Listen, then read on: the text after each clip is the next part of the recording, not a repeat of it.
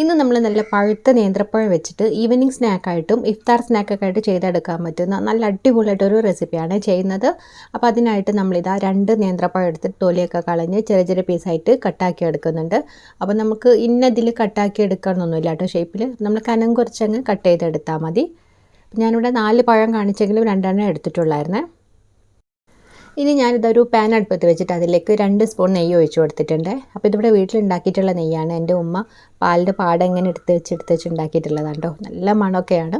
അപ്പോൾ നമ്മൾ 2 സ്പൂൺ നെയ്യ് വെച്ചിട്ട് അതിലേക്ക് കുറച്ച് കാഷ്യൂനട്ടും റേസിനാണ് ഇട്ട് കൊടുത്തത് കേട്ടോ. അപ്പോൾ കാഷ്യൂനട്ട് നമ്മൾ ചെറിയ ചെറിയ പീസായിട്ട് കട്ട് ചെയ്ത് ചേർത്ത് കൊടുക്കുക. എന്നിട്ട് അത് ചെറുതായിട്ടൊന്നിങ്ങനെ വഴറ്റി വരുന്ന സമയത്ത് അതിലേക്ക് നമ്മൾ കുറച്ച് തേങ്ങയാണ് ചേർത്ത് കൊടുക്കുന്നത്.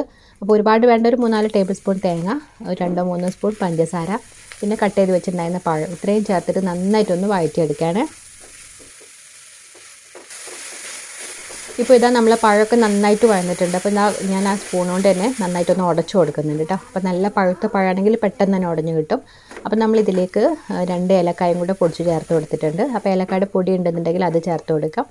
അപ്പോൾ ഞാൻ എല്ലാം കൂടെ ഇതാ മിക്സ് ആക്കിയൊക്കെ റെഡിയാക്കി എടുത്ത് ചൂടാറാനായിട്ടൊരു ബൗളിലേക്ക് ഇട്ട് കൊടുത്തിട്ടുണ്ട്. ഇനി നമ്മളിതിലേക്ക് കുറച്ച് ബ്രെഡ് ക്രംസ് ആണ് ചേർക്കുന്നത്. അപ്പോൾ ഒരുപാട് ചേർത്തിട്ടില്ല, ഒരു 2-3 ടേബിൾ സ്പൂണൊക്കെ ചേർത്ത് കൊടുത്താൽ മതി. അപ്പോൾ നമ്മളെല്ലാം കൂടെ മിക്സ് ചെയ്തെടുത്തിട്ട് കയ്യിലിങ്ങനെ എടുത്തിട്ടൊരു ഉരുട്ടിയെടുക്കുക, അങ്ങനെ ഒട്ടിപ്പിടിക്കാതെ ഉരുട്ടിയെടുക്കാൻ പാകത്തിന് കിട്ടാൻ വേണ്ടിയിട്ടാണ് നമ്മൾ ബ്രെഡ് ക്രംസ് ചേർക്കുന്നത്. അപ്പോൾ ഒരുപാട് ഇങ്ങനെ ഒട്ടിപ്പിടിക്കുകയാണെങ്കിൽ കുറച്ചും കൂടെ ബ്രെഡ് ക്രംസ് ചേർത്ത് കൊടുക്കാം. അപ്പോൾ ഞാനിത് 2 ഭാഗമായിട്ടൊന്നിങ്ങനെ മാറ്റി വെക്കുന്നുണ്ട്. എന്നിട്ട് ഒന്നിലേക്ക് ഞാൻ കുറച്ച് ബൂസ്റ്റിൻ്റെ പൊടി ഇട്ട് കൊടുത്തിട്ടുണ്ട്. അത് നിർബന്ധമൊന്നുമില്ല കേട്ടോ, കയ്യിലുണ്ടെന്നുണ്ടെങ്കിൽ ഇട്ട് കൊടുക്കാം, അല്ലെങ്കിൽ ഒരേ ടൈപ്പിൽ ഉണ്ടാക്കിയെടുത്താൽ മതി. അപ്പോൾ ഞാൻ 2 ടൈപ്പിലൊന്ന് ട്രൈ ചെയ്ത് നോക്കാമെന്ന് വിചാരിച്ചിട്ടായിരുന്നേ. അപ്പോൾ നമ്മളിതാ ആ ഒരു ബൂസ്റ്റിൻ്റെ പൊടി ചേർത്ത് നന്നായിട്ടൊന്നിങ്ങനെ മിക്സ് ചെയ്തെടുത്തു. ആ പൊടി ചേർത്തുകൊണ്ട് തന്നെ കുറച്ച് നല്ലൊരു ബ്രൗൺ കളറായിട്ടുണ്ട് കേട്ടോ.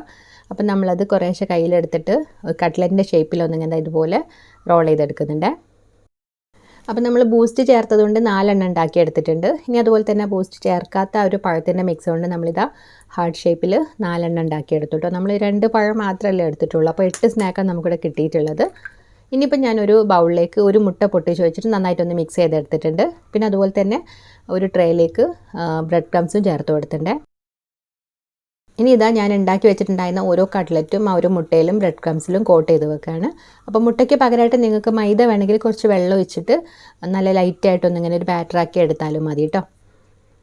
ഇനി ആദ്യം ഞാൻ ആ ഒരു ബൂസ്റ്റ് ചേർക്കാത്ത ആ ഒരു കട്ട്ലറ്റ് ഉണ്ടാക്കി എടുക്കുന്നുണ്ട്. ചൂടായിട്ടുള്ള എണ്ണയിലേക്ക് നമ്മളിതുപോലെ ഡീപ്പ് ഫ്രൈ ചെയ്തെടുക്കുകയാണെങ്കിൽ നല്ല ക്രിസ്പി ആയിട്ട് കിട്ടും കേട്ടോ.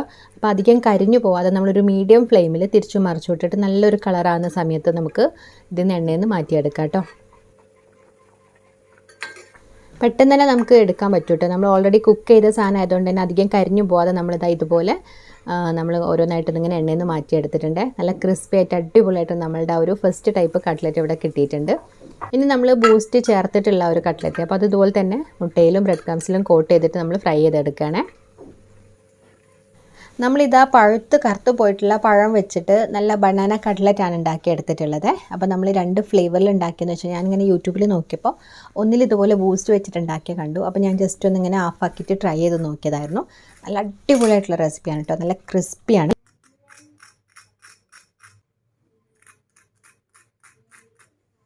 ആ സൗണ്ട് നിങ്ങൾ കേട്ടില്ലേ, പുറം ഭാഗം നല്ല ക്രിസ്പിയാണ്, അതുപോലെ തന്നെ അകത്ത് നല്ലൊരു സോഫ്റ്റായിട്ട് നല്ല അടിപൊളിയായിട്ട് റെസിപ്പിയാണ്. അപ്പം കട്ട്ലറ്റ് ചിലർക്കൊക്കെ ഇഷ്ടമായിരിക്കും, പക്ഷേ ഇതുപോലെ കുറച്ച് പണിയാണല്ലോ പൊട്ടാറ്റോയും എല്ലാം ഉണ്ടാക്കിയെടുക്കുക. അപ്പോൾ അങ്ങനെയുള്ളവർക്കൊക്കെ ട്രൈ ചെയ്ത് നോക്കാൻ പറ്റുന്ന നല്ല അടിപൊളിയായിട്ട് റെസിപ്പിയാണ്. അപ്പോൾ എനിക്ക് ബൂസ്റ്റ് വെച്ചത് എനിക്ക് കുറച്ചുകൂടി ഇഷ്ടപ്പെട്ടു കേട്ടോ. മറ്റേത് നമ്മൾ നേന്ത്രപ്പഴം വെച്ചിട്ട് നമ്മൾ പഴം നിറക്കി ഉന്നക്കായൊക്കെ ഉണ്ടാക്കുന്ന ആ ഒരു ടേസ്റ്റിലേക്കൊക്കെ വരുന്നുണ്ട്. അപ്പോൾ ബൂസ്റ്റ് ചേർത്തപ്പോൾ അതിന് നല്ലൊരു ടേസ്റ്റ് ഉണ്ടായിട്ടുണ്ട്. അപ്പോൾ എല്ലാവരും ഒന്ന് ട്രൈ ചെയ്ത് നോക്കുക, ഫീഡ്ബാക്ക്സ് അറിയിക്കുക. വീഡിയോ ഇഷ്ടമാണെങ്കിൽ ചാനൽ സപ്പോർട്ട് ചെയ്യുകയും ചെയ്യണേ.